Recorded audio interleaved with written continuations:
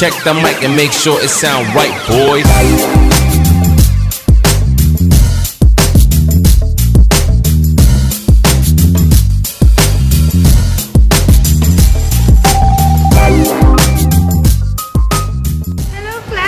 Welcome to my YouTube channel, Dailyn Vlog. And sa mga bago nga po na padaan, nag-share tayo ng mga simple YouTube tips, editing tutorial, and I hope makatulong po sa mga baguhan din po sa kanilang mga YouTube account.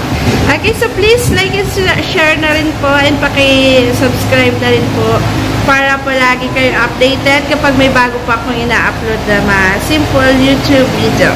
Okay, so for today's video nga po, based on my own experience, isi-share ko po sa inyo kung paano nga po. Kung napapansin nyo po previously yung mga tutorial natin, hindi tayo marunong tumingin sa camera. Okay, so ayan po isi-share ko sa inyo, classmate, and paano nga ba tayo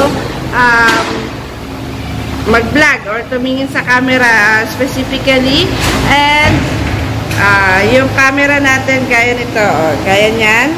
Dapat po hindi kayo nakatingin sa, yan, dapat medyo nakatingala po. So, medyo mataas sa ating ulo yung camera natin. Para po yung mga leeg, ganon. Pansin nyo, hawak ko lang po yung camera ko. Kamay ko lang po yan, yung nagawak ng camera. Pero, dapat nakatingin din po tayo sa ating mga lens ng camera. So, doon po, nakikita nyo po yung bilog ng camera natin. Doon po kayo tumitig at tumingin. Okay? So, yung mga previous tutorial ko po kasi, hindi tayo marunong. Ay, nakatingin ako sa screen.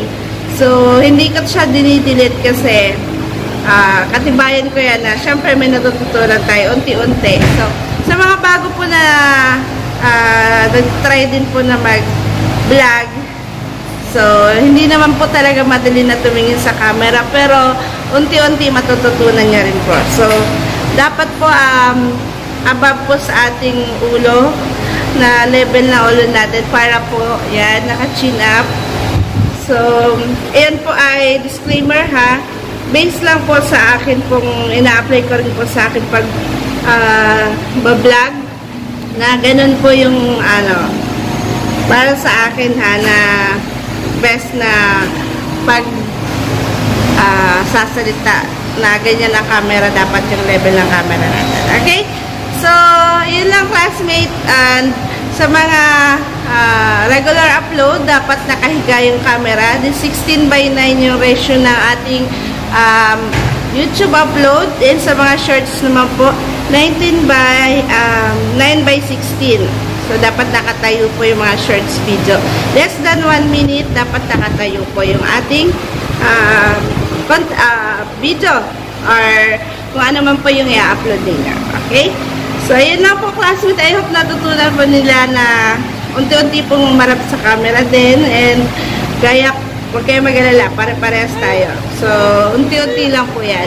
So, yan lang po. Stay updated. God bless po sa lahat. And see you on my next YouTube video. Bye-bye!